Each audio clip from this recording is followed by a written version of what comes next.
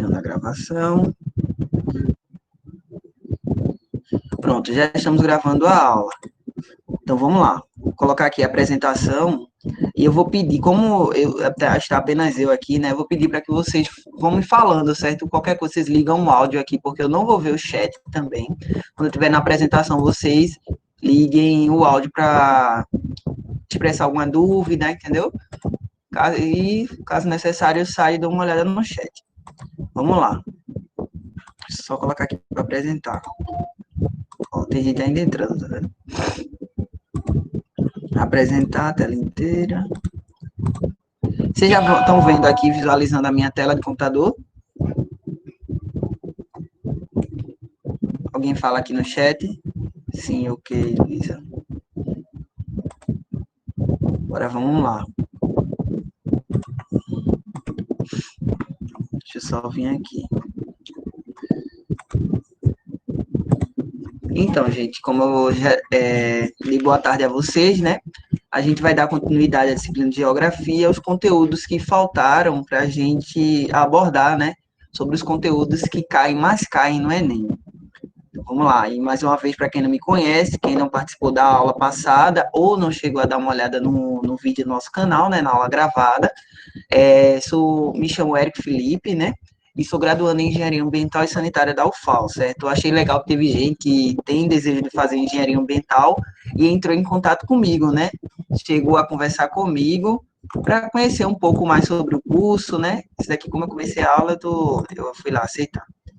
Então, vamos lá. É o seguinte. Os conteúdos mais cobrados, que eu tinha falado, são questões ambientais, urbanização, globalização, conurbação urbana.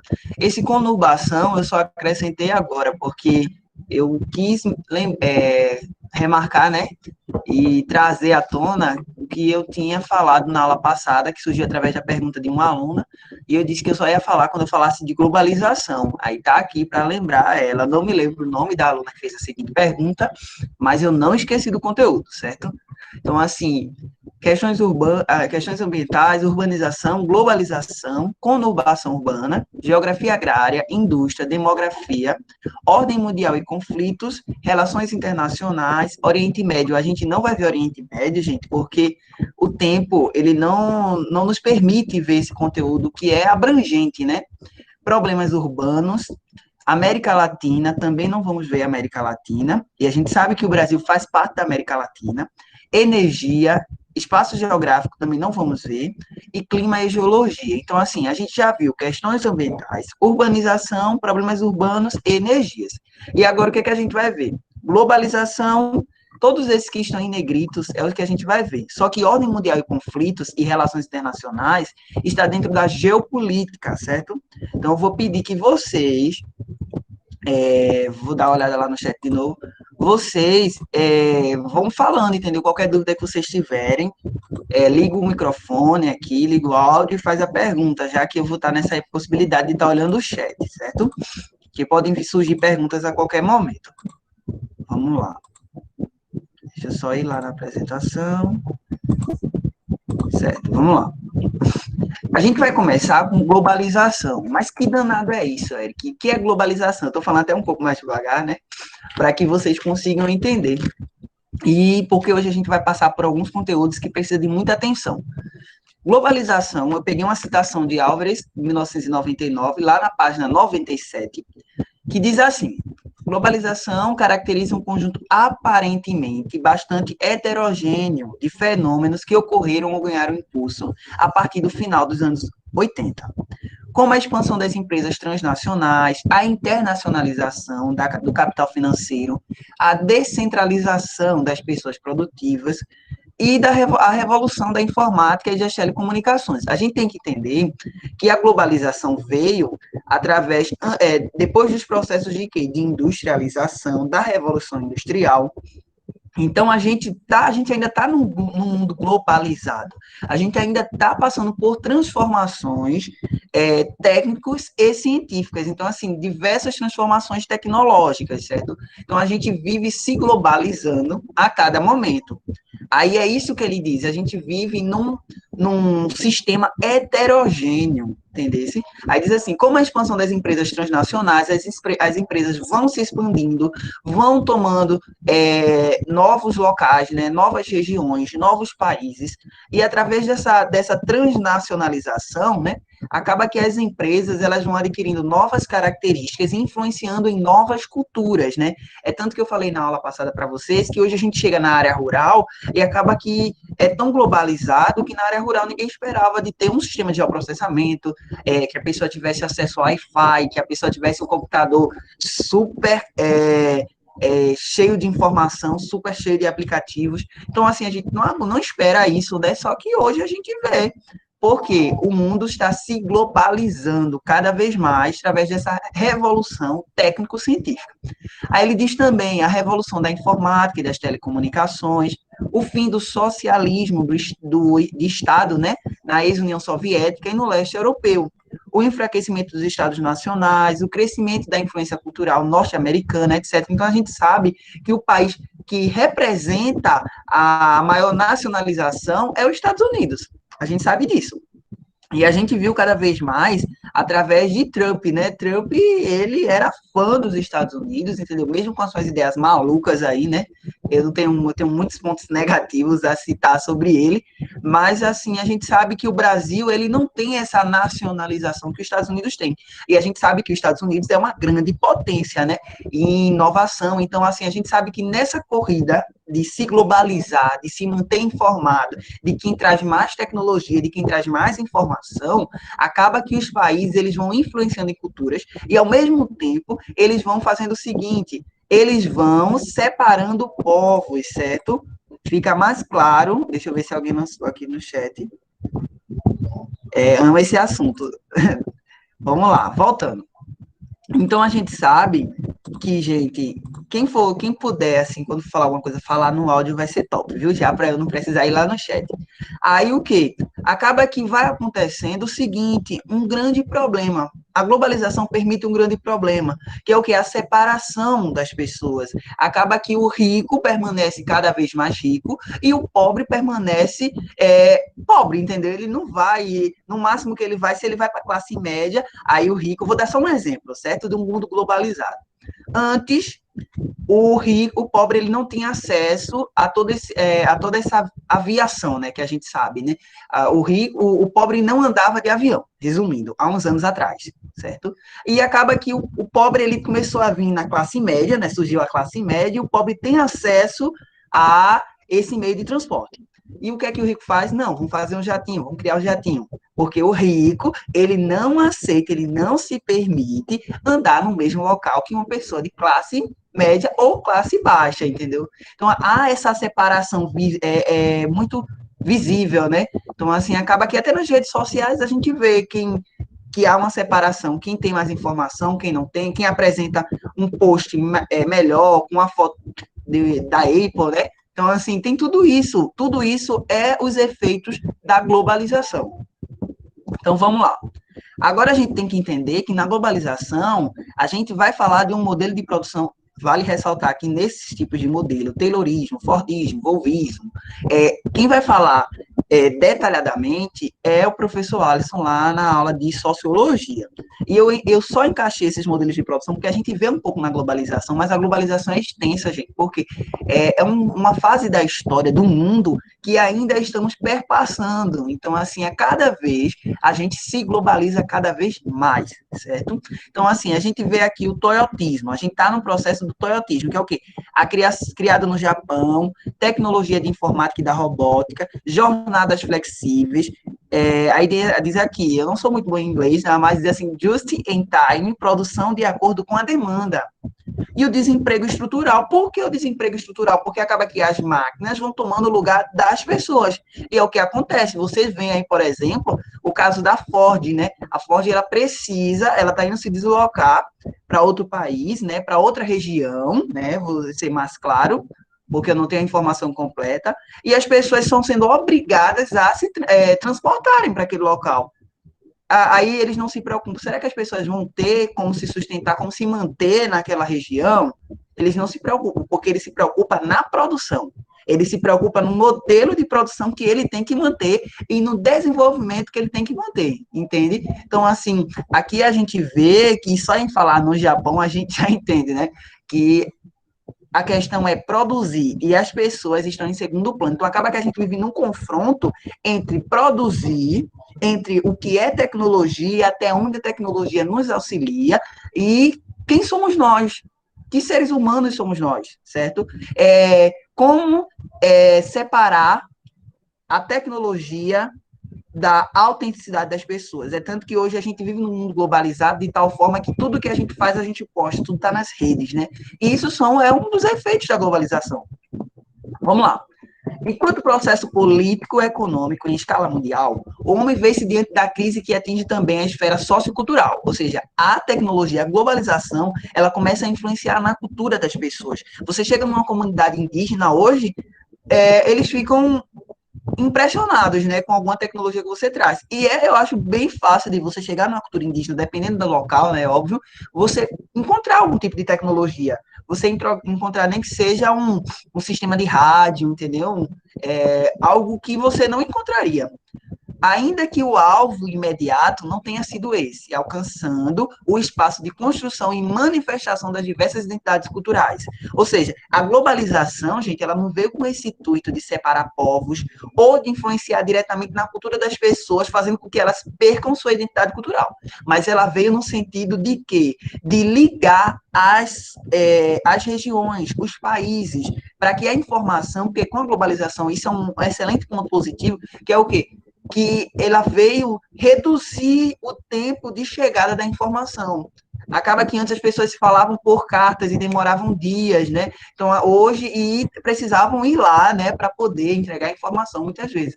E hoje a gente tem emissão de informação via satélite, a gente tem georreferenciamento, mapeamento de área, a gente tem muita tecnologia que acaba que eu passo um zap, né, para a pessoa, e a pessoa está lá no outro lado do mundo, e acaba que a gente tem essa informação imediata, em curto prazo de tempo, e assim, a gente nem precisa se deslocar, eu nem preciso me mover para estar entregando toda essa informação que eu estou passando para vocês. Aí diz assim também, alcançando o espaço de construção e manifestação das diversas identidades culturais nos níveis local, regional e mundial, impondo muitas vezes mudanças na sua trajetória. Aí eu peguei uma citação de Castells, 1999, parte B, que ele diz assim, lembra que atualmente nossas sociedades estão se estruturando em oposição bipolar entre a rede e o ser. É isso.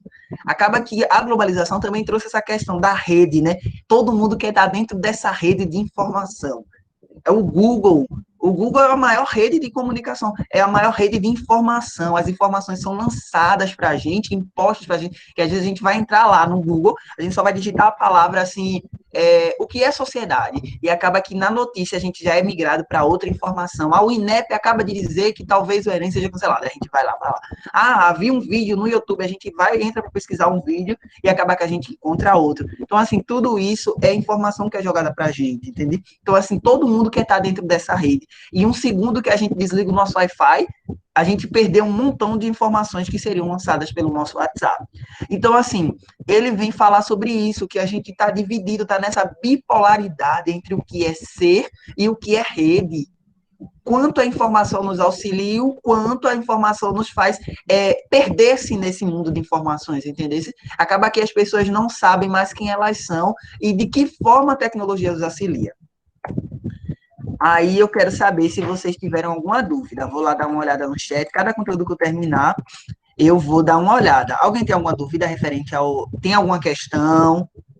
Alguma informação a acrescentar? Natália, você que ama aí o conteúdo. Natália Vila Bela. Tem alguma dúvida? Podem lançando aqui no chat as dúvidas, certo? Sem perguntas, ótimo. Vou continuar, certo? Vamos lá.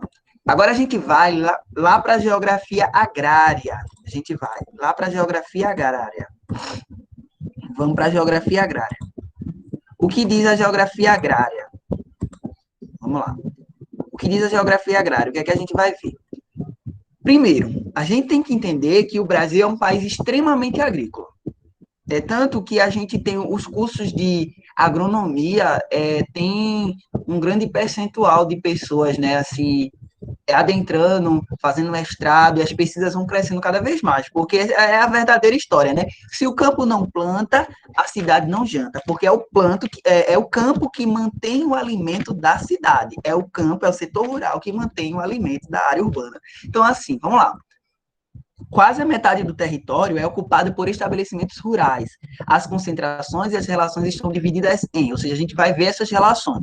Mas eu vou dar só um exemplo aqui, que é um mapa de André Cohen, de 2009, que ele mostra, veja, marronzinho, os grãos, policultura, ou seja, diversos tipos de cultura. A gente tem a cultura do arroz, a cultura do feijão, a cultura do mamão, a cultura da banana. Então, assim, tem diversos tipos de cultura. Então, policultura. Monocultura, cana-de-açúcar. A gente sabe que o nosso país tem um grande percentual de plantação de cultura de cana-de-açúcar, porque a gente tem a produção do papel, do açúcar, né? Então, assim, tudo isso por causa que tem essa monocultura. Quando vocês verem monocultura, lembre da cana-de-açúcar, certo? Aí, pastagens, que é para o gado, né? A gente também tem florestas, vejam, a floresta está mais nessa parte daqui da Amazônia, né? A gente vê, e o extrativismo. Agora a gente vai ver as relações, as concentrações e as relações na geografia agrária. Vamos lá. Concentrações. O que é a estrutura fundiária? A estrutura fundiária corresponde à maneira como as terras estão distribuídas no território. Você tem que ver, quando alguém falar sobre estrutura fundiária, você vai ver, por exemplo, na Amazônia, isso daqui, ó, a região ela está dividida, tem floresta, né? Mas também tem pastagem e tem policultura. Então, há uma estrutura fundiária, é a maneira como as terras estão organizadas naquela determinada região, naquele determinado território, certo? Latifúndio, propriedades rurais com aproximadamente 600 hectares. São áreas enormes, são áreas gigantes. Então, assim, quem tem um latifúndio, né, queria eu ter um latifúndio desse. Então, assim, é área grande. Então, quando lembrar desse nome, latifúndio grande. E minifúndio, áreas com aproximadamente 3 hectares. Lembrando que 1 hectare tem aproximadamente 10 mil metros quadrados, certo? Isso é uma informação que vocês devem anotar até para matemática. Aí, assim, expropriação. Quando um pequeno proprietário rural se encontra endividado e é obrigado a vender sua propriedade para pagar dívidas. Então, acaba que ele decide, acontece muito aqui na região, por Maragogi, eu trabalhei como antropólogo em um setor aqui, na época que eu fazia técnica de agroecologia, e acabou que eles decidiram plantar coco, e eles começaram a cultivar coco e também queriam criar gado. Acabou que não deu certo a criação do gado. E eles decidiram simplesmente, se endividou bastante, porque há um gasto, né, para manter esses animais e também toda a alimentação deles. Então acabou que ele se endividou e ele teve que vender. Vendeu a área, então, por quê? Porque ele se endividou. É a expropriação. Êxodo rural, isso, ponto importante, anota aí o que é êxodo rural, porque caiu no Enem passado, o êxodo rural, é importante vocês saberem disso. E creio eu que o professor de sociologia também vai falar um pouco sobre isso. Que é o quê? É o deslocamento, eu até falei na aula passada, é quando as pessoas se deslocam da área rural para a área urbana. Por quê? Porque as máquinas, o mundo globalizado, né? Acaba que antes, quem era que fazia toda a parte de como é que eu posso dizer, de usar o arado, né, para fazer a perfuração do solo, para que pudesse ser lançadas as sementes, para que pudessem ser irrigadas e depois ser germinadas. Então, assim, acaba que isso era o quê? Através de um animal, né? A gente sabe, amarrava o arado no animal e o animal ia andando, né? E acabava que ia perfurando todo o solo. Só que hoje a gente tem todo um maquinário, a gente tem, quem vai fazer agronomia, tem uma disciplina gigante só para isso, que é mecanização agrícola. Eu fiz técnica de agroecologia, eu paguei essa disciplina, mecanização agrícola. Então, assim, acaba que as máquinas estão tomando lugar dos agricultores, certo? E dos operários que trabalham ali, né? E também o que a gente tem falta de atenção, né? Ou seja, falta de benefícios para quem está trabalhando nesse setor. É um trabalho salubre, né? Exposição ao sol, altas horas de trabalho, acaba que começa muito cedo e também, às vezes, acaba muito tarde. Então, assim, isso provoca o êxodo rural. Então, as pessoas vão em busca de melhoras, certo? Então, o êxodo rural, deslocamento da área rural para a área urbana. Aí, vamos lá, agora vamos falar sobre as relações de trabalho. O que é mão de obra familiar? Você já lembra? Você chega numa área rural, a família toda do agricultor trabalha na roça. Tem gente que chama de roça, tem gente que chama campo mesmo, tem gente que chama de parcela. Então, assim, a mão de obra familiar é a relação entre os entes da família, eles trabalham naquele setor. Quando vai plantar, todo mundo planta, quando vai colher, todo mundo colhe. E acaba que, às vezes, eles nem contratam ninguém para poder realizar o trabalho, entendeu? Aí de poceiros, que são poceiros? São trabalhadores rurais que ocupam e ou cultivam em terras devolutas. Eita, o que é isso? Ou seja, poceiros, você vai plantar lá, entendeu? Mas depois você vai ter que entregar a área, entendeu? Não é sua a terra, entendeu? Você está plantando, mas a terra não é sua. Vocês, qualquer coisa, me perguntam de novo, tá? Sobre isso. Aí, parceria é a junção entre dois trabalhadores ou produtores rurais, no qual um possui a propriedade e o outro apenas faz o trabalho, certo? Eu concedo a minha propriedade, isso acontece muito aqui. Às vezes eu não tenho o que fazer, não sei nem plantar, não sei nem cultivar. Eu concedo para alguém que sabe a área, a pessoa planta e depois, quando ela colhe, né, ela divide comigo, entendeu? Tem essa parceria. Arrendatário é quando o agricultor não possui terra, mas tem recursos financeiros. Então, ele arrenda ou aluga a propriedade por um período pré-determinado. Ou seja, ele aluga para alguém, entendeu? Plantar, e eles resolvem isso, como é que vai ser. Eu vou dar toda a subsistência para você plantar. E quando chegar na hora da colheita, eu pago para você, ou se não, dou uma parte dos alimentos que foram colhidos. Trabalhadores assalariados temporários, são trabalhadores rurais que recebem salário, mas que trabalham apenas uma parte do ano. Geralmente 6 meses, ou se não no período da colheita, ou no período da plantação, certo? Trabalho escravo no campo, isso é muito visível. É quando o trabalhador ele não tem direitos trabalhistas. Isso é muito normal da gente ver. E isso também é o que provoca o êxodo rural. Ele não recebe salário, pois tudo que é utilizado é cobrado, certo? Se ele vai usar um arado, paga. Se ele vai usar uma enxada, paga. Se ele vai usar semente, sim, vai ser quanto tipo de semente, paga. Entende? Então, assim, todas essas relações de trabalho são visíveis no setor rural. É isso que a geografia agrária vê, é isso que a geografia agrária estuda. Vamos lá.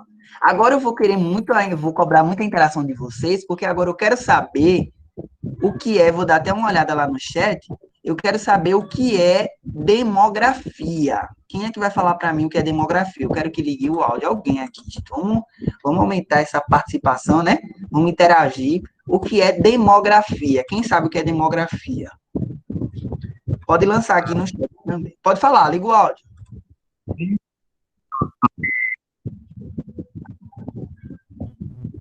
Eu não ouvi. Sim, pode falar.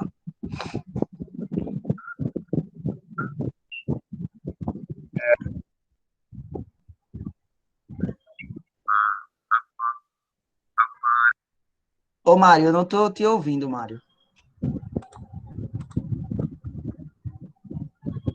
Mário Borba Lima. Mário? Não, ainda não. Alguém está ouvindo o Mário, gente? Fala aqui no chat, por favor. Não, não estou ouvindo também, não. Não, ninguém. Agora sim, Mário, pode falar. Ok. Eu não sei exatamente a definição da palavra, mas seria algo relacionado a controle da população. Certo? Tá certo a sua resposta. E a Duda falou aqui, Duda Patriota. A área que estuda a dinâmica populacional. Vocês são excelentes, vocês são muito inteligentes, eu só fiquei impressionado. Então, assim, vamos lá voltar para a apresentação. Realmente, a demografia, ela estuda essa taxa de crescimento, né, de nascimento, de natalidade, né, o percentual de pessoas que são ativas na sociedade, né, ou seja, Érico, o que é isso? Pessoa ativa, o que é isso? Não, pessoa ativa é aquelas que têm um emprego, que, de certa forma, elas movimentam a economia da sociedade, entende? Então, assim, e os passivos são aqueles que eles já se mantêm através de benefícios do governo. E quem é que mantém esses benefícios do governo? É quem realmente paga imposto, né? Os ricos ou pessoas que têm algum emprego, que a gente sabe que a gente vai ali comprar um confeito e já vê um imposto dentro do confeito, certo? É para quem não conhece, então, o nome confeito é bala, né? Vamos lá. Demografia é a ciência que estuda a dinâmica populacional humana por meio de estatísticas. Mas quem é que faz essa estatística populacional? Quem é? O IBGE, o Instituto Brasileiro de Geografia e Estatística. Eu sempre cito o IBGE nas minhas redações, porque o IBGE, gente, ele fala sobre censo populacional, ele fala sobre censo agropecuário. Na época que eu passei em engenharia ambiental, eu tinha feito o concurso do censo agropecuário, certo? E eu tinha passado e eu tinha trabalhado na época no censo agropecuário, e veio um tema que foi sobre surdos. Mas eu tinha uma informação sobre do IBGE para aquilo, entende? Então, assim, acaba que eu tinha essa informação, por quê? Porque eu tinha tido contato com o IBGE e eu sabia que o IBGE tinha informação de diversos setores sobre quem era o percentual de surdos, mudos, né? O percentual de cegos, o percentual de pessoas ativas na sociedade, o percentual de homens e mulheres que eram surdos, que apresentavam aquela deficiência. Então, assim, aí dando continuidade, o IBGE, né, é o principal instituto, né, demográfico, e diz assim, por meio de estatísticas que utilizam como critérios a religião, educação, etnia e outros critérios que são influenciados por fatores como taxa de natalidade e nascimento, taxa de nascimento, certo? De crianças, fecundidade e migrações. Né? Acaba que acontecem muitas migrações, principalmente quando o Brasil está em crise, né? Muita gente migra para outro país ou migra de regiões. Eu tenho uma tia mesmo que ela foi para Santa Catarina. Por quê? Porque em busca de melhoras, em busca de oportunidades, certo? Aí dando continuidade. Agora a gente vai pegar um ponto que caiu no Enem passado. Esses temas que eu tô entrando em demografia, entrei lá em geografia agrária, falei sobre êxodo rural. Isso tudo foram questões que caiu no Enem passado, gente. Eu entrei lá no Descomplica, veja, tem que pagar para entrar no Descomplica, e eu entrei para poder ver esses bizu, né? Então diz assim, bônus demográfico. O que é o bônus demográfico? Aí você vai ver aqui. Que é o fenômeno que ocorre quando um país tem uma quantidade de pessoas em idade economicamente produtiva. Isso que interessa. Então, assim, lembra aquela quantidade que eu falei, que são pessoas ativas? Quando o Brasil ele tem uma quantidade de pessoas ativas maior do que a quantidade de pessoas passivas, que não influenciam diretamente na economia do país, que não auxiliam na arrecadação, aí o país está com um bônus demográfico. Ou seja, ele consegue estar se desenvolvendo cada vez mais. Porque acaba que tem muito jovem trabalhando, tem muita gente, de certa forma, entregando recursos para o governo, para que o governo possa investir cada vez mais, entende? Aí, só dando a continuidade para a leitura, para vocês verem, aí diz assim, pessoas com idade economicamente produtiva maior que a parcela de pessoas em idade não produtiva, como idosos e crianças. Crianças e idosos, a gente sabe que o idoso ele já está recebendo um auxílio previdenciário, né? Ou seja, um auxílio, uma aposentadoria.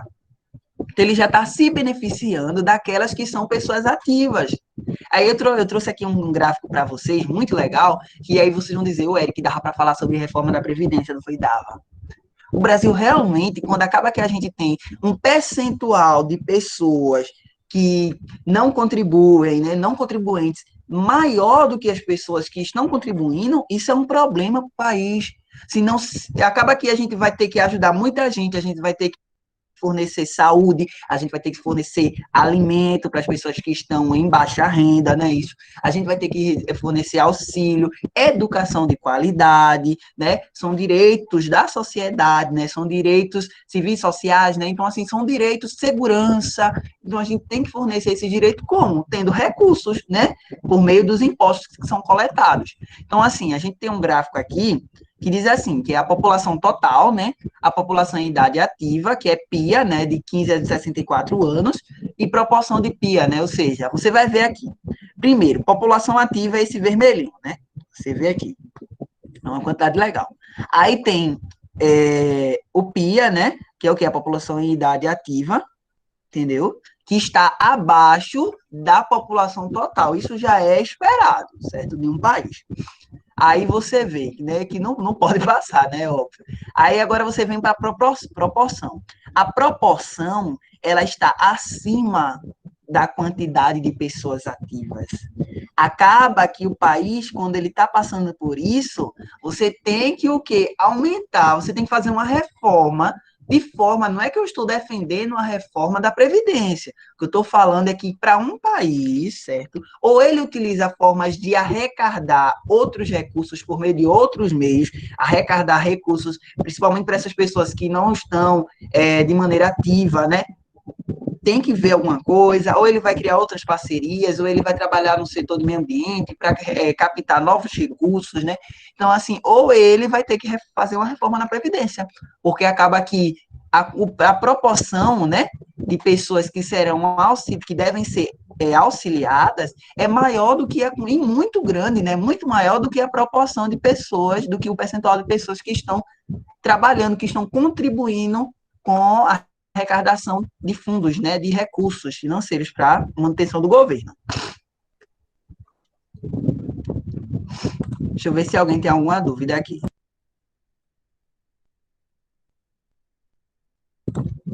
Ninguém tem dúvida, né, sobre esse tema, né? Então vou dar uma continuidade. Vamos lá. Demografia e fome. Agora a gente vai falar sobre um tema também muito importante, gente, que é o que? A fome.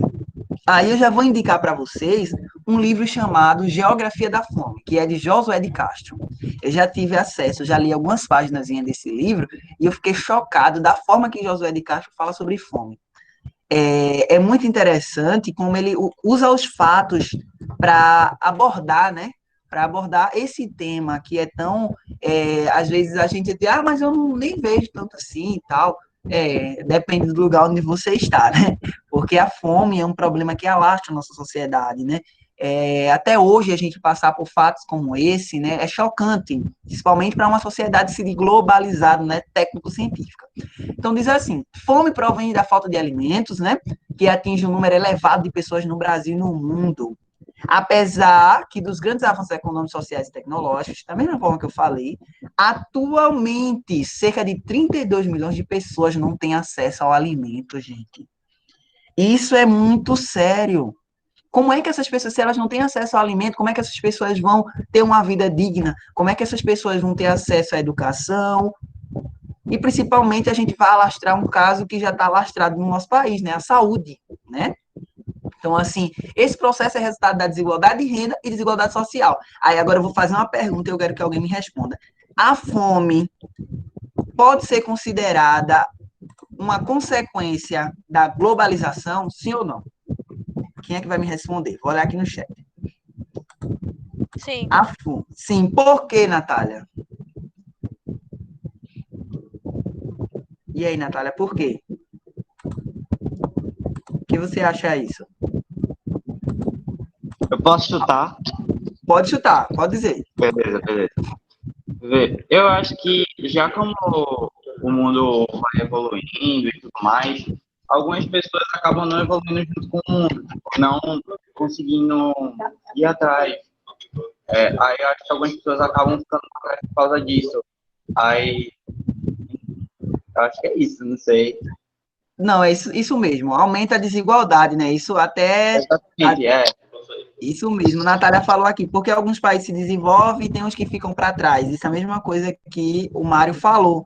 A Catarina disse, a globalização gera uma grande segregação de classes sociais. Isso mesmo, muito importante, muito legal mesmo. Então é isso, a fome é uma das consequências. Então, assim, enquanto a gente viver esse sistema globalizado capitalista, né? Esse sistema que nós vivemos, que eu sempre digo assim, quem convive comigo diz, que eu sempre digo, isso é culpa do sistema. E é culpa do sistema mesmo, gente. A gente vive num sistema.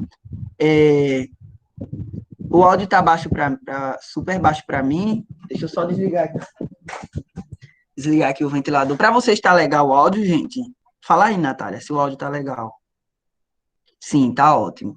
Então, acaba que a gente vive num sistema onde há segregação cada vez mais e as pessoas vão sendo separadas e esquecidas. Aquele que não tem acesso à comunicação, é tanto que a gente faz, menino, tu não tem um iPhone? Tem gente que faz isso, né? Tu não tem um iPhone? Todo mundo hoje tem iPhone. Eu não tenho iPhone. E aí? Então quer dizer que eu tô fora desse sistema, entende? Sou esquecido do sistema? Ah, menino, tu não tem um Instagram? Todo mundo hoje tem Instagram. Então acaba que você é obrigado a entrar dentro daquele sistema globalizado, é o sistema técnico-científico. Todo mundo quer estar dentro da rede, né? Quem não tem, quem não está na rede é esquecido. Certo? Vamos dar continuidade aqui agora na parte de demografia e fome, para que a gente consiga cumprir o horário. Aí diz assim, já falei para vocês sobre o livro, né, Geografia da Fome, de Josué de Castro. Eu trouxe até um pouco aqui de uma sinopse, né, porque o livro traz mais profundos estudos brasileiros sobre a insegurança alimentar presente no Brasil, sobretudo nas regiões norte e nordeste. Também aponta sobre a falta de nutrientes na comida de tais povos. Ele fala sobre solos, culturas, a concentração de terra, reforma agrária, a questão dos climas, entendeu?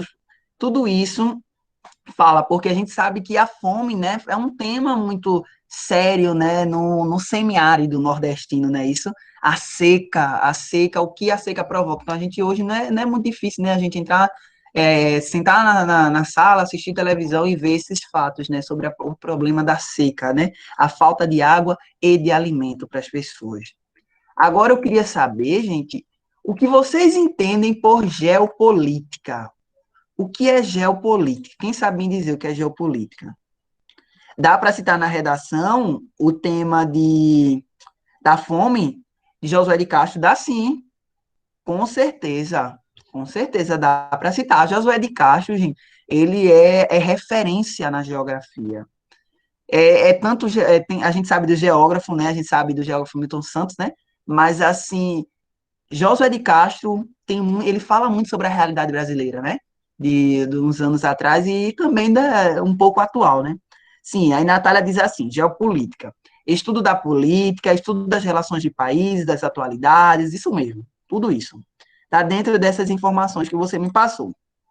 Vamos lá. O que é geopolítica? Trouxe um conceito aqui bem direto, já coloquei uma figurinha aqui para quem tá o pessoal entender. Geopolítica é o estudo da relação entre espaço geográfico e Estado, as relações políticas, né? É presente até hoje. Acaba que a gente. Eu tenho território e eu quero expandir meu território, né? Eu quero ter mais recursos. E o recurso que não tem no meu território, eu quero ter de alguma forma do outro. E isso eu vou se utilizar de diversas formas. Vou provocar crises. Ô Eric, será que quer dizer que a gente dá um exemplo aí? A pandemia do coronavírus, do Covid-19, vocês acham que também não foi uma questão política, é uma questão geopolítica? Será que eles não objetivaram provar uma crise, incitar uma crise para que alguns países, né, que desequilibrassem, né, e tivesse que vender alguns dos seus recursos e outras empresas que estavam naquele país pudessem se deslocar para o país que está, de certa forma, mantendo um equilíbrio, entende? Então, isso são relações geopolíticas, gente. Geopolítica é isso, é a relação entre o espaço geográfico e o Estado. E a geopolítica, já deixo claro também, que é um tema abrangente. Geopolítica tem muita coisa, muitos exemplos, entendeu? Aí diz assim, procurando explicar a ocupação do espaço geográfico a partir das necessidades estratégicas do Estado, né? Sejam econômicas, políticas, militares, demográficas ou geográficas. Consiste na disputa pelo espaço e pelo poder, né? Acaba que principalmente os países desenvolvidos, né? Eles querem ter cada vez mais poder, mais terra, né? Mais recursos naturais, né? Para que sejam explorados e vendidos, né? Quer manter a economia, certo? Crescendo cada vez mais. E eu botei aqui uma figurinha, né? Por exemplo, dos Estados Unidos, né? A gente tem aqui os Estados Unidos e a gente tem o Brasil aqui, né? Aí diz assim, passa o pré-sal, faz favor. Então acaba que a gente começou a vender nossos recursos petrolíferos, né? Petróleo no Brasil, e acaba que é isso, gente. Aos poucos a gente vai acabando com o nosso território. Tá dividindo, né? Acaba que daqui a pouco, desmata a Amazônia aqui, vende o petróleo dali, acaba com isso, uma empresa vai para outro país, e acaba que aos poucos a gente vai perdendo território, ou se não vai perdendo território, vai perdendo poder. E isso não é legal para um país.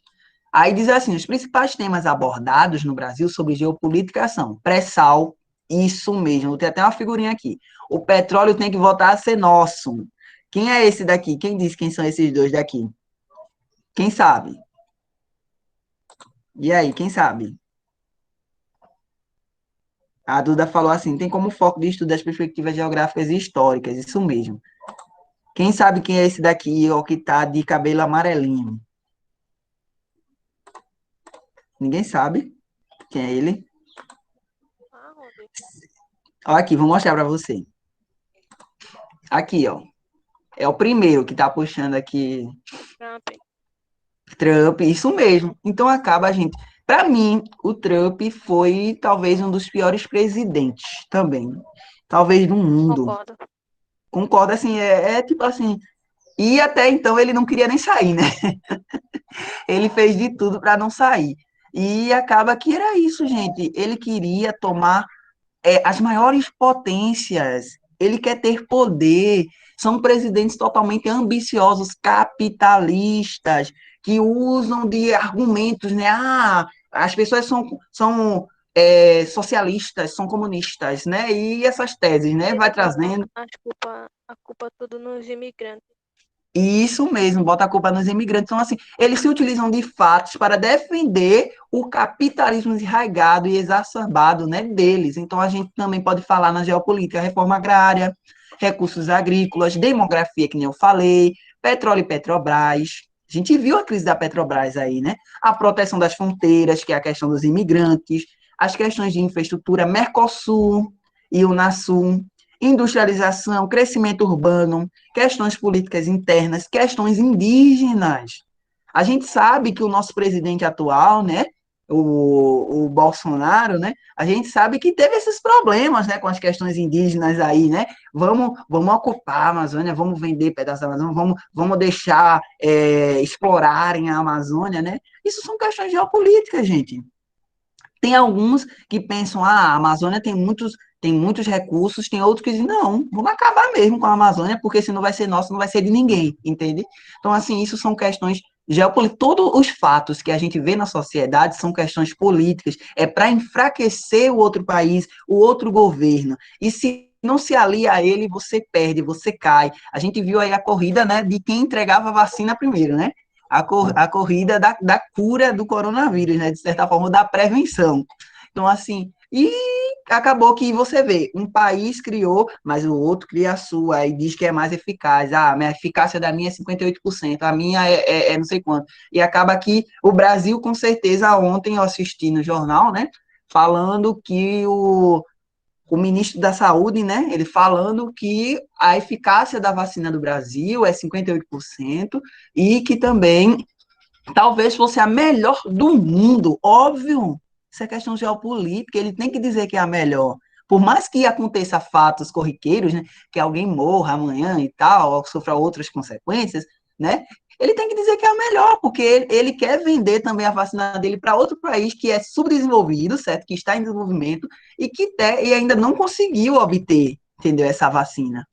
Então, vamos lá, dando continuidade. Agora a gente vai falar sobre clima, né? É um tema muito importante também da gente falar, é um tema que cai muito no Enem, e a gente agora realmente vai entrar na geografia física. A gente até então estava falando da geografia humana, né? Entender essas relações, geografia agrária, um monte de coisa. E assim, creio eu que eu vou conseguir cumprir até as 3h30, certo? Talvez eu passe uns 10 minutos, mas eu acho que eu vou conseguir. E assim, eu vou até sumir aqui, né? Eu quero saber se vocês sabem o que é clima. Quem sabe o que é clima? Eita, falou aqui, eu gostei do que o pessoal falou. Natália, horrível, né? Bolsonaro fica em segundo lugar, xenófobo, isso mesmo.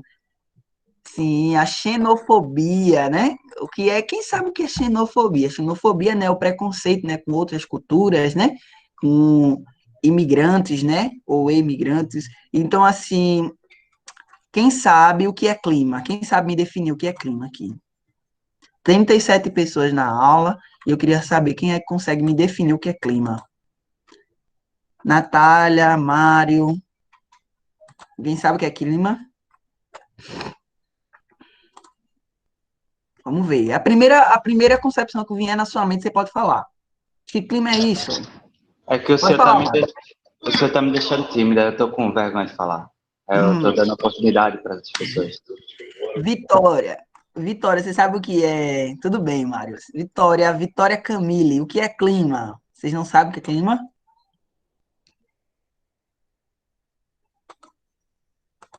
pode até usar a definição de tempo para definir também clima. Acho que ninguém sabe o que é clima. Então vamos lá, vou dar continuidade. Vou explicar para vocês, certo? Para que a gente não perca tempo. Clima, ele é caracterizado pela repetição das condições de umidade e temperatura, certo? Vamos dizer, o que diferencia, quando eu disser assim, você pode explicar clima pela definição de tempo. Tempo varia. Clima, ele vai ser o clima, a situação específica, a temperatura e a umidade daquela região. A gente sabe que no litoral, o clima é o quê? Mais quente, né? Temperaturas mais altas, né? A umidade um pouco mais baixa, né? Então, assim, a gente tem que entender isso, né? O que é isso, o que é o clima e o que é o tempo. O tempo. Eita, hoje o tempo tá chuvoso, né? Está chuvoso. Talvez amanhã não chova, amanhã esteja fazendo sol, né? Um calor, né? Que nem a gente diz, né? Então, assim, acaba que clima, ele é caracterizado, né, pela repetição. Não é algo que aconteceu hoje, talvez não aconteça amanhã, entendeu? Então, o clima é a repetição daquelas características de umidade e temperatura em um determinado lugar ao longo de um período de observação de 30 a 35 anos, certo? Foram estudos que foram realizados por um determinado tempo. E quais são os fatores climáticos? Que fatores influenciam no clima de uma determinada região? Latitude, longitude. Ô, Érico, o que é latitude? Eu não sei o que é latitude. Aí eu vou explicar para você. Latitude é a distância de um ponto qualquer até a linha do Equador, medida em graus. No Equador, a latitude é zero. Eu não entendi, foi nada. Vamos lá. Vou pegar aqui o globo. Vamos lá. A linha do Equador, gente, essa linha aqui, que eu vou até sair aqui para poder mostrar a vocês, certo? A linha do Equador, deixa eu só vir aqui. Deixa eu ver se eu consigo colocar aqui uma setinha para vocês. Ó, a linha do Equador, essa linha daqui, ó. Vou até colorir. Essa linha daqui, que tá em azul escuro. Essa é a linha do Equador, certo? E a gente sabe que a linha do Equador, ela passa pelo quê? Pelo Brasil, não é isso? É o ponto onde o Brasil recebe temperatura Maior mais alta. Maior maior radiação. solar. Isso mesmo, maior incidência de raios solares, né? Isso mesmo. Então, acaba que aqui é a linha do Equador. Agora, quem falou aí onde é a linha do Equador, né? Eu queria saber, essa linha daqui vermelha, vou pegar aqui uma outra seta. Isso é geografia, eu sou apaixonado por Linha de essa área, Greenwich. assim. Meridiano de Greenwich. Greenwich, isso mesmo, muito bom, parabéns. Aí eu digo aqui, um meridiano de Greenwich. Aí eu queria saber outra pergunta aí, quem sabe dizer. No meridiano de Greenwich, o grau é quanto? Zero. Quem sabe? Zero. Ótimo. É Então, para vamos lá. marcar as horas. Isso mesmo. Então, aí eu vou explicar também para vocês. Tem que entender do globo, gente. Meridiano de Greenwich, né, é esse daqui. E o que é um meridiano? Meridiano são todas as linhas verticais, né, que dividem o globo, né? Aí uma para outra aí, vamos dizer, 15 graus, né? Mais 15 graus, mais 15 graus, até completar os 360 graus, né? Isso. Então, assim, meridianos são esses que estão na vertical, essas linhas, né? Aí tem o meridiano Greenwich e tem os outros. E os paralelos, né? Tem os meridianos, e como é o nome do outro, depois dos meridianos? Quem sabe? Ninguém sabe que é os meridianos. É tanto que eu falei aqui, ó. Falei, não cheguei a falar aqui. Eu falei do meridiano, falei de Greenwich, não foi em longitude. Tem os meridianos e tem os paralelos, certo? Tem meridiano e Greenwich. Então, assim, os paralelos são esses daqui, ó. São na horizontal, entendeu? São meridianos paralelos. Aí são na horizontal, são essas linhas que, de certa forma, eles formam um ângulo de 90 graus com o meridiano de Greenwich. Vou até tentar aqui mostrar a vocês. Deixa eu ver aqui. Pronto. Essa linha do Equador mesmo, ela é um paralelo. É um paralelo. Aqui, ó. É o paralelo chamado de linha do Equador, porque ela divide o globo em dois eixos, certo? Ela divide o globo em dois, como é que eu posso dizer? Em dois espaços côncavos, não é isso? Em dois espaços côncavos. A gente vai dizer o quê? Mas côncavo como? Vamos lembrar como se fosse duas conchas juntas, certo? Duas conchas daquela de pegar feijão, né, ou arroz. Então, assim, tem os paralelos e tem os meridianos. Se alguém tiver dúvida, pergunta aí, tá certo, tá, gente? Vamos lá. Aí ele diz, latitude é a distância de um ponto qualquer até a linha do Equador, medida em graus. No Equador, a latitude é 0. Então, esse daqui você vai olhar, latitude, né?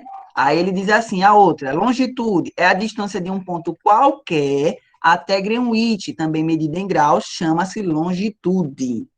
Se ele vai olhar até Greenwich, então vai o quê? Até o meridiano de Greenwich, né? Isso, então ele vai olhar, vamos dizer aqui, que ele vai olhar de um ponto, tá na linha de Greenwich, e ele vai olhar num ponto mais baixo, né?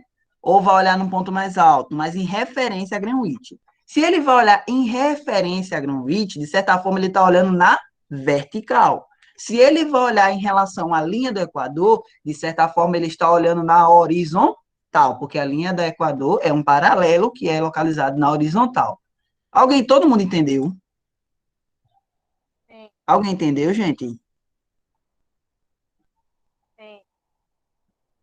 Sim, ótimo. Porque esse é um tema bem assim, eu tenho que. Talvez tenha gente que nunca nem ouviu falar nessas coisas que eu estou falando. Vamos lá. Aí, dando continuidade. Agora a gente vai para entender um pouco sobre altitude, continentalidade e maritimidade. Fatores que influenciam no clima. Latitude e longitude. Aí, altitude. Quanto mais perto do nível do mar, ou seja, mais baixo. Quanto mais quente, mais alto, mais frio, certo? Aí, vamos lá. Repetindo. Quanto mais perto do nível do mar, ou seja, mais baixo. Se é mais baixo, mais quente. Se é mais alto, ele é mais frio. Continentalidade é o nome dado para os efeitos climáticos sofridos por regiões localizadas no interior dos continentes, ou seja, afastadas das regiões litorâneas. Por outro lado, a maritimidade é a proximidade, né? Ou seja, algumas áreas que possuem, que estão próximas do mar, né? Isso, ou que provoca grandes mudanças em seus climas. Continentalidade diferente de maritimidade. Se vocês tiverem alguma dúvida nisso, vocês me falem, certo?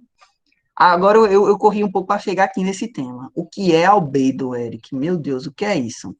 Porque outros fatores que influenciam no clima são albedo, correntes marítimas, relevo, vegetação, ação antrópica. Por isso que a gente fala que determinado local, a gente tem que manter a vegetação. Que a partir do momento que a gente retira a vegetação, a gente está influenciando no clima, a gente está influenciando na temperatura e na umidade, certo? Aí vamos lá. Mas eu queria saber o que é albedo. Albedo, o que é albedo? A gente sabe que o Sol, né, ele emite seus raios solares que incidem na Terra e nos corpos que estão presentes na Terra, certo? Numa casa, numa árvore, num asfalto. E o albedo, o que é isso? É a partir do momento que o raio solar ele incide no corpo, ele reflete, ele gera uma reflexão. Então, esse coeficiente de reflexão, de incidência e reflexão, é chamado de albedo. Porque se a Terra, se os corpos, né, os corpos que estão ali, se eles não conseguissem refletir, gerassem uma reflexão dos raios, acabaria que a gente ia ficar superaquecido. Então, os ambientes eles absorveriam toda aquela temperatura, né, todo aquele calor que foi lançado, e acabava que a gente ia ficar numa determinada, assim, confusão, né, numa temperatura totalmente desagradável, né, um forno, né, resumindo.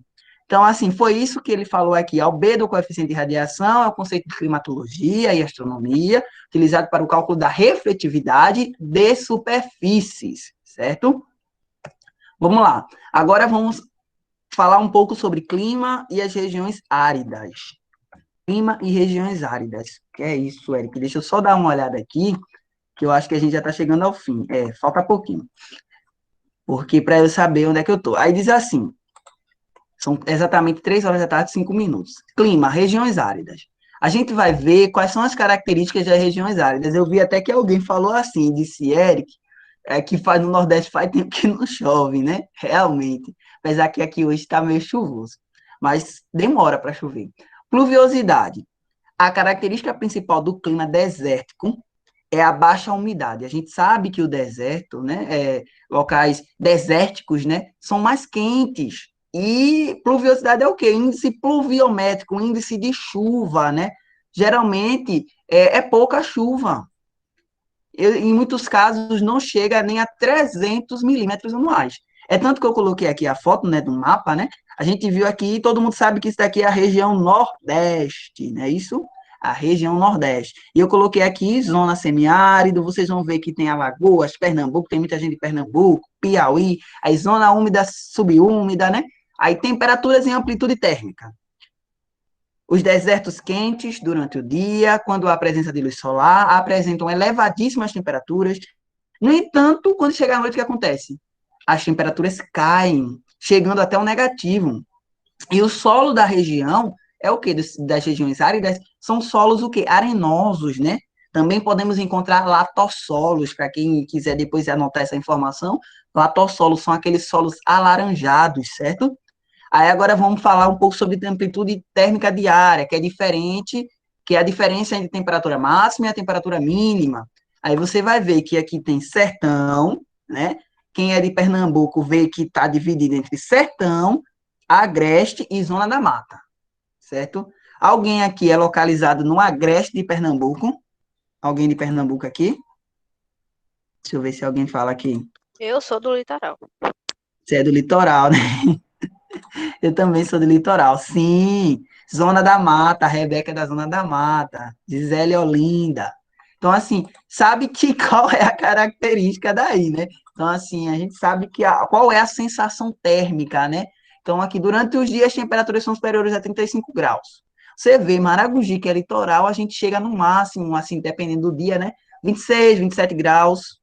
E vocês chegam aí a 35 graus, podendo chegar a mais de 50 graus Celsius, a depender dos fatores climáticos. E principalmente quem vive nessa parte de sertão, né, assim, né, a Grécia semiárida, que tem setores mais urbanizados, né, sabe que toda essa também há um aumento na temperatura, né, por causa dessa relação, né, que eu posso falar um pouco sobre o lançamento, né, dos gases poluentes e tal, isso que a gente já falou na aula passada. Já à noite, esses números são negativos, né? Geralmente, sertão, a gente sabe que é de dia é muito quente e à noite é frio pra caramba, né? Vamos lá. Vamos falar sobre a vegetação das regiões áridas. Em virtude da baixíssima umidade, a gente já espera. Se a gente não tem muita água disponível, a gente também não vai ter muitas culturas, certo? A gente não vai ter espécies cultiváveis, porque a gente sabe que para cultivar, para ter espécies cultiváveis, a gente tem que ter água. As plantas se alimentam de fotossíntese, elas se alimentam de água e nutrientes, e elas captam esses nutrientes através da água e do solo. Então, é preciso ter solo nutrido, com nutrientes, com substrato, com matéria orgânica, né? Com tudo isso, e água. É preciso, nós precisamos de água. Nosso corpo é composto de 70% de água. Então, é preciso a gente ter água. Então, em virtude da baixíssima umidade, né? Os climas desérticos têm vegetação escassa e adaptação à hostilidade climática. As espécies, elas se adaptam àquelas regiões. Então, é preciso, a gente encontra muito no semiárido, principalmente na Bahia. O que é que a gente encontra? Palmas, a gente encontra cactos, diversos tipos de cactos, a gente encontra rosa do deserto, né? Tem gente que encontra, né? Também. Então, assim, estou falando de culturas, né? Estou falando de semiáridos gerais, né? De ecossistemas desérticos gerais. Então, assim, a gente encontra também uma escassez. Se tem escassez de água para as plantas, escassez de água também para os animais, né? Acaba que a gente encontra os animais em situações assim um pouco como é que eu posso dizer, desagradáveis, né? Que a gente fica até um pouco chocado. As raras árvores e arbustos encontrados nesse tipo de clima, em geral, possuem um tronco recoberto, né? Por espinhos para reter água em meio ao clima árido, para que ela mantenha a água. Você abre o cacto, tem lá água, né? Ele faz o que? Ele se adapta, né? Ele faz o seguinte, tem folhas adaptadas, né, para que aí ela contenha, faça o que? Ela não perca água, ela guarde, né, ela retenha a água, para que ela possa se manter durante esse período, né, de seca. Vamos lá, agora vamos falar sobre clima e geologia. É um tema muito legal. Queria saber, vou olhar lá um chat, né, vou ver se vocês estão entendendo tudinho. Gostei, Natália. É um calor mesmo. Então, assim, vocês estão entendendo tudo até o momento? Falem aí no chat. Vocês têm alguma dúvida? Quem foi que falou? Eu. Tá entendendo, né? Então, vamos dar continuidade. Para que a gente consiga manter. A gente já está terminando já. Aí, clima e geologia, agentes externos. É uma área de quem vai fazer engenharia ambiental, quem vai fazer também agronomia, creio eu que pega um pouco assim, não pega a geologia, mas pega assim, vai estudar solos, né, formação de solos, mas assim, a galera que vai fazer geologia também, né, que tem um geólogo. Então, vamos lá. O intemperismo, que danado é isso, Eric, de intemporismo? Ele também pode ser chamado como meteorização. O intemperismo, gente, existem diversos três tipos de intemperismo: físico, químico e biológico. Que é isso, Eric? É o quê? É a partir do momento que a temperatura, né, a chuva, né, que se a gente está falando de chuva, a gente está falando de Aguento. o vento, isso mesmo, a incidência solar, né, a partir do momento que a rocha é exposta a essas condições externas, né, esses agentes externos, até outros também que agentes, por exemplo, a ação antrópica, né, a atividade humana, alguma coisa, alguma mecanização, algum sistema mecânico que passaram por lá, até um automóvel que passou pelaquela rocha, entendeu? Então, assim, acaba que isso vai provocando um intemperismo, que é o quê? É a decomposição, é a degradação daquela rocha, né? Acaba que ela vai se partindo, né? Ela vai criando diversos tamanhos de partículas, né? Como é que eu posso dizer? Granulometrias, né? Tamanhos de grãos que vão se quebrando e vão formando o quê? O solo. E o solo, ele é formado de cima para baixo. Pode falar. Alguma Nada não. dúvida? Não, né? Então, assim, o solo é formado de cima para baixo. Tem gente que diz o solo é formado de baixo para cima. Não, o solo é formado de cima para baixo, que é a partir do momento que as rochas vão se decompondo, ela vai fazendo o seguinte, vai se formando o solo, há na primeira camada de solo, né, a matéria orgânica, o horizonte OH, que é oxigênio e hidrogênio, né? Então, assim, a gente tem matéria orgânica, aqui a gente tem humus também, né, que é a decomposição de restos de animais, de espécies arbóreas também. Então, acaba que a gente tem a vegetação, né, que cobre aqui esse solo. A gente tem um solo, aí depois a gente tem a rocha, depois a gente tem um lençol freático, né? Então, eu botei até um exemplo aqui: solo primitivo, solo jovem, solo maduro, né? Então, assim, acaba que esses horizontes, né, do solo vão se formando, né? Com cores e características distintas. Aí eu botei até aqui: os agentes externos que modificam o relevo, estes são a água do mar, dos rios e das chuvas, o gelo, o vento e o homem, né? Que é a ação antrópica. Vamos lá. Outra coisa que eu coloquei aqui, intemperismo, que nem eu falei, é decomposição ou desintegração. Provoca o quê no solo? Na rocha? A erosão, entende? O intemperismo, ela provoca a erosão da rocha, entendeu? A gente já ouviu falar também, a erosão do solo também pode provocar, o intemperismo pode provocar a erosão do solo, através de ações antrópicas, né? Aí a gente tem o intemperismo físico, amplitude térmica, congelamento, correnteza, o químico, calcário, né? A gente sabe que é porque não dá para mostrar a vocês, mas o calcário ele tem uma característica uma coloração esbranquiçada. Então, assim, existem rochas calcárias, né? Então, assim, biológico, plantas, animais, eólica, pluvial, marinha, glacial, laminar. Então, assim, eólica, vento, fluvial, rios, marinha, mar, glacial, gelo. Tudo isso que eu já tinha falado. Eu só botei aqui um exemplo para vocês verem que como é que ocorre esse intemperismo. Agora, a gente, mais características. Temperismo físico, químico e biológico. Tem os exemplos, tem aqui exemplos, alívio de pressão, dissolução. Isso vocês podem estar dando uma olhada depois, né? Com mais atenção, para quem quiser se aprofundar mais, entendeu? Mas assim, eu quero que vocês entendam o que é intemperismo e que existe físico, né? Que nem eu botei aqui, ó, físico, que é o congelamento, a amplitude térmica, isso, o químico, calcário, entendeu? O biológico, através de rios, mar, então vocês vão lembrar, entendeu? Que principalmente o biológico, que são fatores, né, da natureza mesmo, que fazem parte do ecossistema, entendeu? E o físico lembra da incidência dos raios solares, lembra um pouco também da amplitude térmica, entendeu? Vamos lá, dando continuidade agora, a gente vai para o último conteúdo, que é indústria.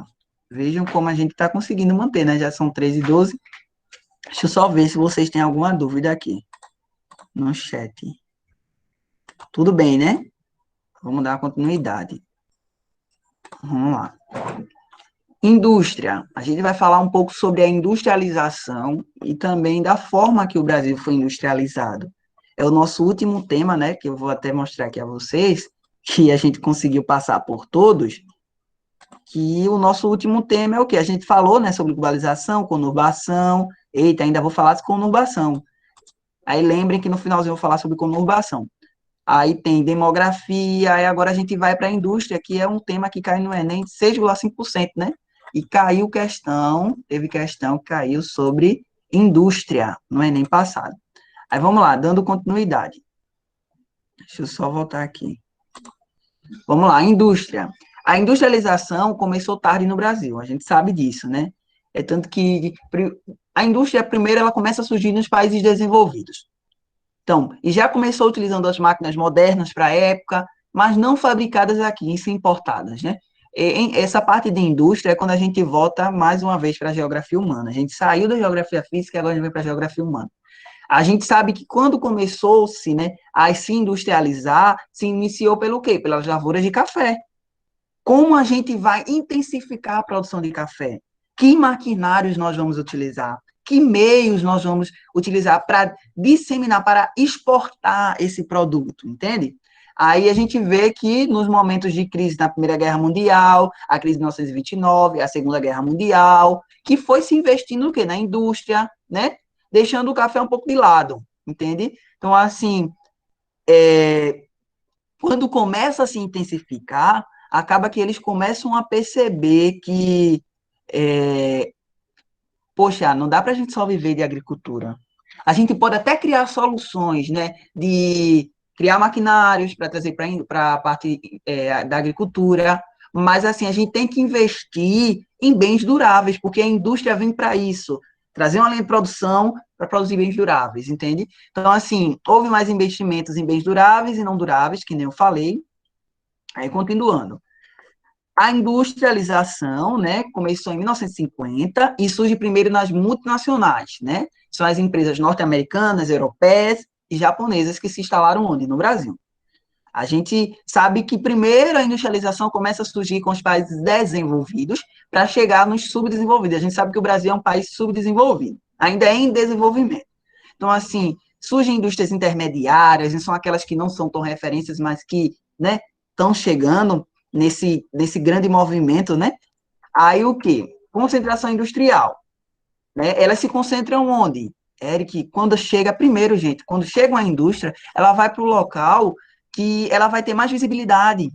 Eu até falei na aula passada, ela vai para um local onde ela vai ter maior... Oi? Urbano. Isso mesmo, vai para o setor urbano, onde ela vai ter maior benefício. Então, ela chega no local mais populoso e que simboliza a tecnologia, né, que eu falei para vocês na aula passada sobre São Carlos. Então, ela chega em São Paulo, ela se instala no sul, né? Então, ela vai para o Porto de Santos. E aí, ela, com o comércio de café, São Paulo cresce e a infraestrutura de ferrovias necessárias ao escoamento e produção do café, né, produção, até o porto de exportação, todas passavam pela capital paulista. Aí começa, né, a investir em ferrovias, que são meios de transporte, né, de transposição dos produtos, dos bens duráveis, certo? Vamos lá. Aí aqui eu vou mostrar no mapa para vocês, que vocês veem que eles se localizam no sul, né? Se localizam em São Paulo, Porto Alegre, Rio de Janeiro, Vitória, Florianópolis, Curitiba. Claro, as indústrias vão para o sul. Só que isso é a concentração industrial. Vai acontecer também uma desconcentração industrial, que é quando eles percebem, poxa, tem muita gente aqui, como é que eu vou ter impacto? Como é que eu vou conseguir vender? Entende? Não é só produzir, não é só industrializar esse local, não é só colocar meu nome, mas será que vai ter saída, né? O que é que eu estou vendendo? Que bens eu estou produzindo, entende? Então, acontece a desconcentração industrial. E a desconcentração acontece por volta de 1970, da década de 70. Né? E o que é essa desconcentração? É quando eles começam a sair do sul e eles começam a se direcionar para outras regiões, entende? E começam a acontece essa deseconomia de escala, né? Que é quando a aglomeração se torna desfavorável e eles vão para outras localizações empresariais. Até para outros setores, por exemplo, vamos dizer aqui em Maragogi tem muitos setores hoteleiros, né? Isso. Mas se eu abro uma pousada e trago uma proposta, né? E o outro traz a mesma proposta, e depois o outro traz 10 pessoas com a mesma proposta, eu tenho que trazer o meu diferencial. Se eu não trago o meu diferencial, eu vou ser deixado para trás e eu vou ter que procurar um outro local para trazer a minha mesma proposta daqueles, mas num local onde as pessoas não tenham visibilidade, não recebam essa informação. Entende? E até São Paulo, quando tem muita indústria, acaba que até os recursos que capitam, né, os setores que capitam esse imposto, né, começa a cobrar mais, porque ele diz, ó, tá aqui onde todo mundo tá, e acaba que eu tô vendo, então, que o São Paulo, ele tá muito requisitado, né, então acaba, se ele tá requisitado, a gente tem que cobrar, tem que aumentar o nível, é que nem aqui em Maragogi, né, acaba que tem muitos setores hoteleiros, todo mundo quer vir no nome, né, Caribe brasileiro, e acaba que as pessoas botam o custo lá em cima, botam uma diária a partir de R$ 1.500, acaba que você chega na praia, bota uma água de coco de 5, R$ 10, e você fala, poxa, mas o que é isso? Por quê? Porque muita gente está Mano, querendo vir, entende? Isso é uma tática realmente de deseconomia de escala. É você começar, né, a cobrar, entendeu? Aí isso para alguns se torna desfavorável. Aí eles começam a se migrar, sair, né? Muita gente, pronto. Muita gente diz, eu não venho para Maragogi porque é caro. Eu vou para outra praia. Será que se fosse barato não vinha? Tá entendendo? Então, assim, mas assim, nesse tema de praia que eu dei o exemplo, tem muita coisa a se falar, entendeu? Porque ao mesmo tempo que quando a gente tem muita gente, acaba que a gente também tem uma preocupação ambiental muito grande, porque há um desequilíbrio ambiental, entende?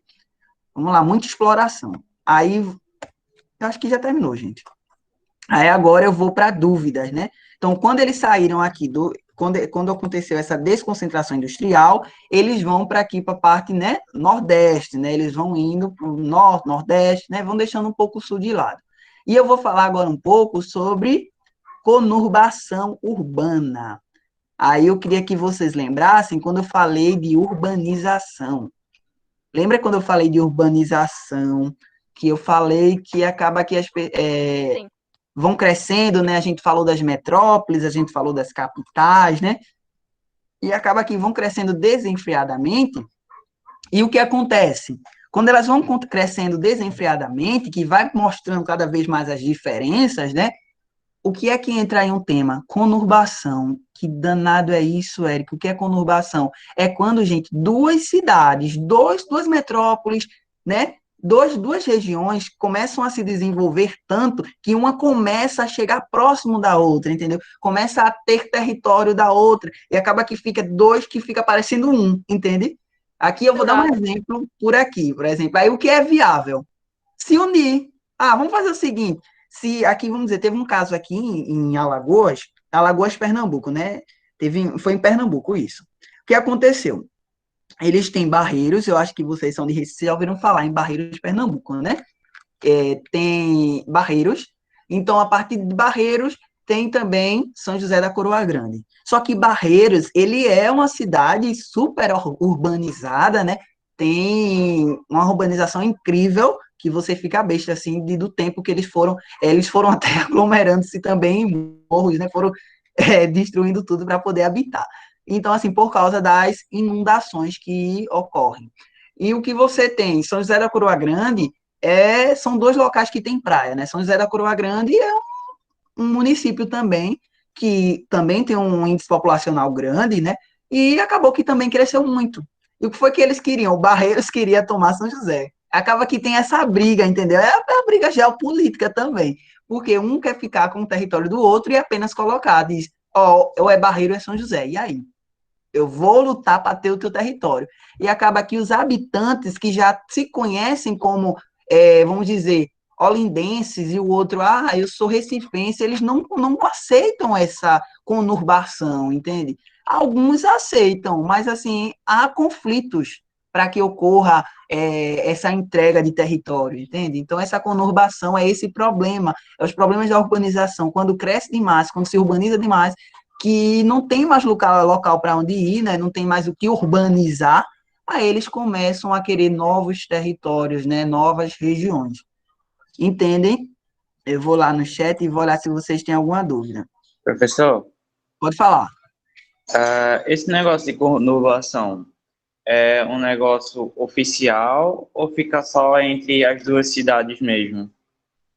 Não, veja só. Esse conurbação, ele é um caso que a cidade, né, a região que quer tomar o território do outro, ele tem que comprovar que aquele território tem que ser dele, entendeu? Por exemplo, eu posso comprovar, vou dar um exemplo, não que tenha acontecido. Barreiros, há um século atrás, eu tenho comprovações que Barreiros, que São José da Coroa Grande era de Barreiros. Por quê? Porque numa carta escrita por não sei quem, dizia que Barreiros pertencia a isso, que eles iam para Barreiros frequentemente, para São José frequentemente, e que São José era um povoado de Barreiros, tá entendendo? Você tem que comprovar oficialmente, geralmente corre-se a fatos históricos, para mostrar que Barreiros não pode ser separado de São José da Coroa Grande.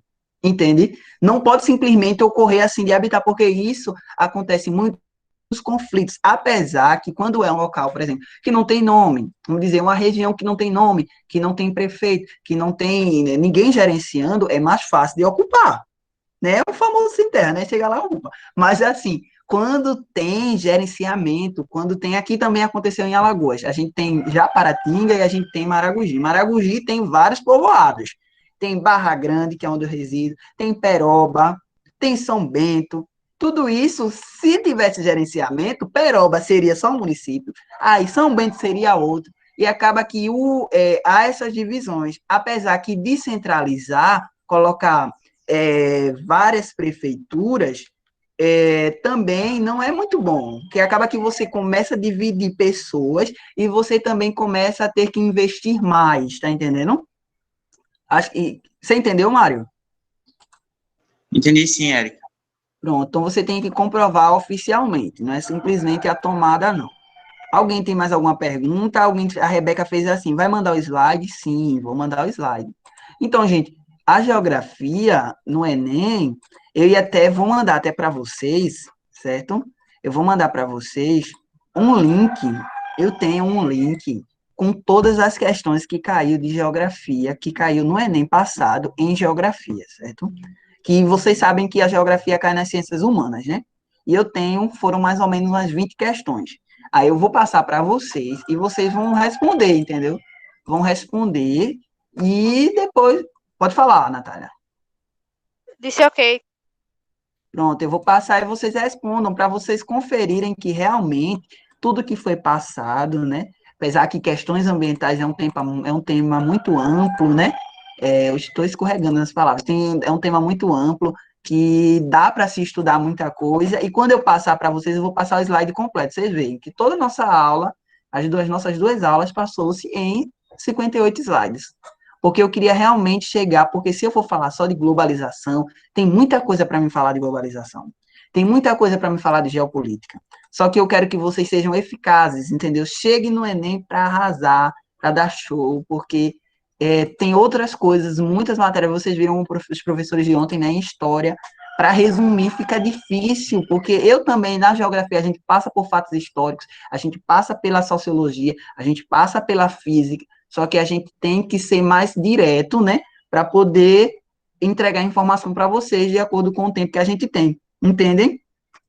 Então, assim, eu vou parar aqui a gravação. Sim. Interromper